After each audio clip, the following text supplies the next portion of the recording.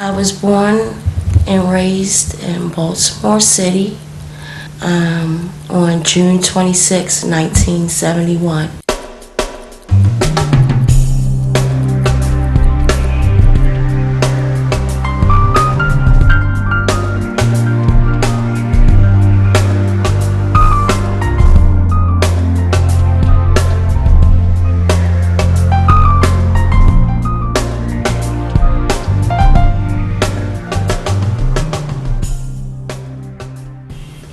It came from a good family, but you were molested as a child. Yes. Is that correct?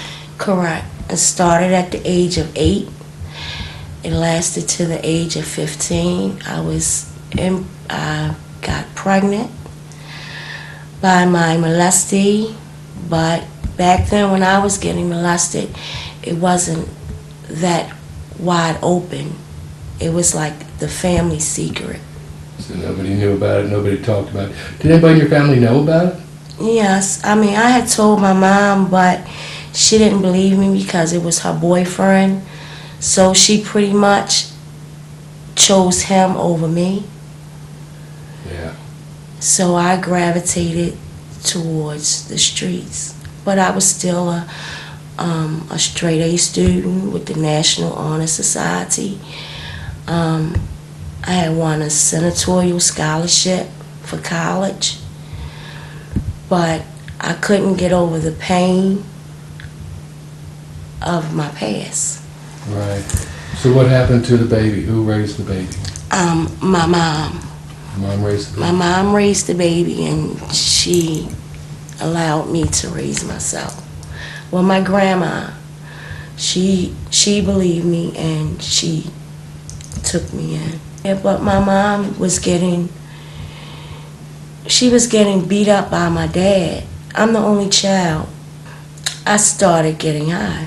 I started out with marijuana, drinking and partying. Then I started sniffing heroin. Then I started smoking crack. So then did you have sexual escapades in the street too? Of course. Yeah, so because that's kind of normal for that situation. Exactly. Right, so we were turning tricks, we were getting high on crack. Yes. And did you start selling it? Selling crack too, and then you got arrested for that? Right. Right. 25 years. Well, the first time, what'd you get? My first time, I had got probation. Right. You know, I got a couple of probations. And then what'd they do when they put you on probation? You go to urinalysis, and you have to go to drug treatment classes if you're an addict. Right. I see. And so you did probation? Well, probation did me because I never completed it successfully. Oh, so you didn't complete probation. None of them. So then you spent how long did you spend in jail the first time? 13 months. 13 months. Right. Now, did you go for selling crack cocaine? Yes. Okay, so you went 13 months, you got out, and then what'd you do? Came right back to the neighborhood. You know, I'm shining, you know, I'm not getting high. I'm ready to be the excellent drug seller. So you're selling crack, were you selling heroin? I'm selling both. Heroin and cocaine, or just? Yes. Okay. Now, what kind of money were you bringing in every day? A nice piece. You know, I say every day I would bring home like maybe 6 or 7, but like 3 went to me using. It is never enough. So I started setting older guys up, senior citizens, for their checks. How'd you do that? With a big butt and a smile. Entrapment. So you would have sex with older guys? No, they would think they were coming for sex. I would lure them in by Lure thinking older that guys they in. were gonna have sex. Right, and when they got But there, actually, they were getting set up to get robbed. and what, were they too embarrassed to say anything, I guess? Exactly. Some. So did you get arrested for that? No, never got caught for that. Okay. So, but then you got arrested again Yeah. And that was distribution for again. distribution again. And then how long did you go away? 2 years. 2 years, okay. I'd done like maybe 8 months. Okay. So you get out in 8 months and you come back, and what was your attitude then? I'm gonna be the excellent drug seller. So you still wanted to sell drugs Right. because all the folks you had left to go away were still out It selling. was still there. And you were still in contact with all Everything those was the same way I left it. folks. Even right. your attitude. Even my spot. Right. Even your spot was there. Right. So did you start making 600 or 700 a day? No. Or did you make more? I had, actually I started less because, I took on responsibilities, I see. you know, so, But you still were selling again. yeah, of course, Right. And so you got caught again. of course. How do you get caught? I mean, would somebody turn you in? The police just pick you up? Yeah, it's, sometimes when when you're known for that, They watch you. they watch you and they wait. I had my own police officer. Your own private police officer. Exactly. Did you do any favors for him to not get in trouble? Yes, of What course. kind of favors you do for him? Maybe give him some head. Right. Right. So you give him sex, he keeps you on the street. And let me know what's going on as far as me and the people that I had working for me. You know, keep us safe. Let me know what's going on. So how did you ever have to give him money for this, or just sex? No, You sex. traded sex. Okay. How many people did you have working for you? Probably like 6 or 7. It was mainly their houses, and it was always an addict.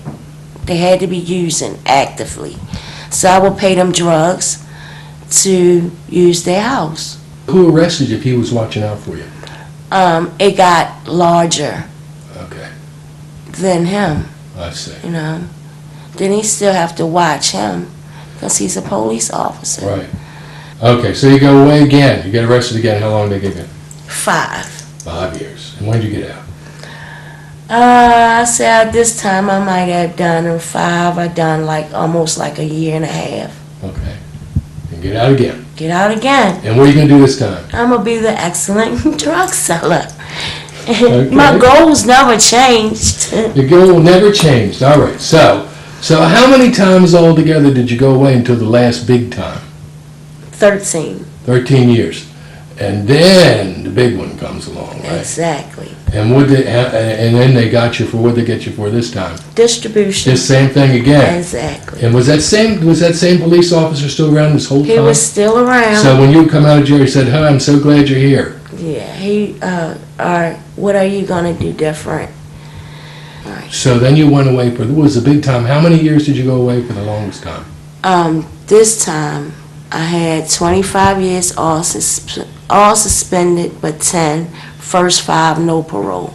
It's all for the same thing, all drug sales. Oh. Never prostitution. Never. Although that was kind of a part of it. That was, wasn't. of course. Right. That comes with the territory. So after you come out for the long time away, what changes now? What happens?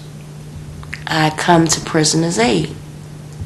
I started seeing dreams, goals, and a vision for myself.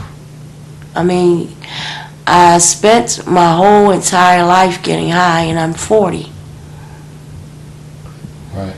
Tell me where you'd be if it wasn't for Prisoner's Aid right now. Probably trying to be the excellent drug seller. So you might be back in jail again. Right. I haven't been locked up or incarcerated since I entered Prisoner's Aid. Wow. This is the longest time I've been on the street. I actually sing holidays. Really? Like what? Tell me what. I sing Christmas, Thanksgiving, New Year's, and I was clean and I'm here. Now, do you see a job in your future, and what do you want to do? Yes, I really want to work with women like me, but I want to work with youth. Like my kids' age, like my youngest son. I have 2 kids. My son is 20, and he's going through the vicious cycle as a direct of what he's seen. So does he use drugs? He smoke weed, but he sell it. He sell it a lot, and he's in and out of prison. Oh boy. Yeah, he's locked up now. He just recently got stabbed up 21 times. He almost didn't make it. Was that while he was in prison or out? While he was out. Okay. And he just, I don't know, he's just me.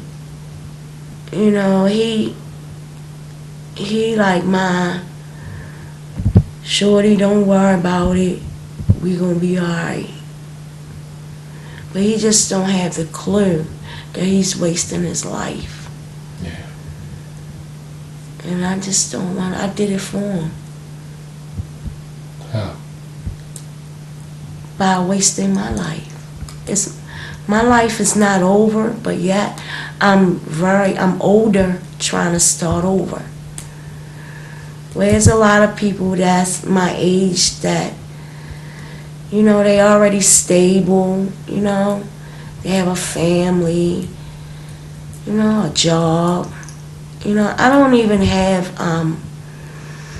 even though I was a National Honor Society and all that, I still don't have a trait, you know. Well, you just have to work on that, right? Right.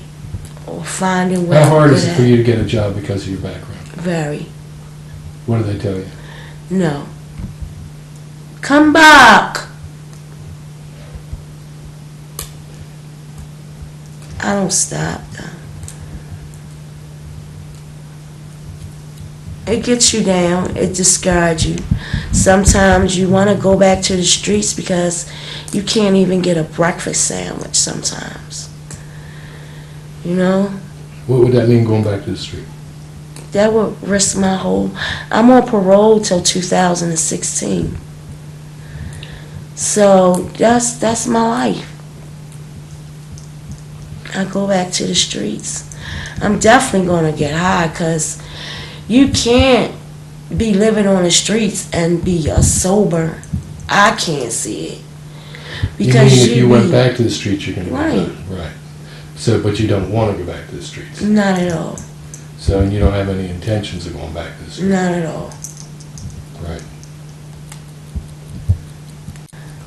Never give up. Keep trying.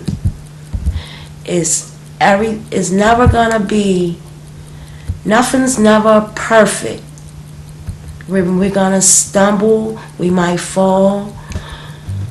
Don't get high. Get back up and try it again.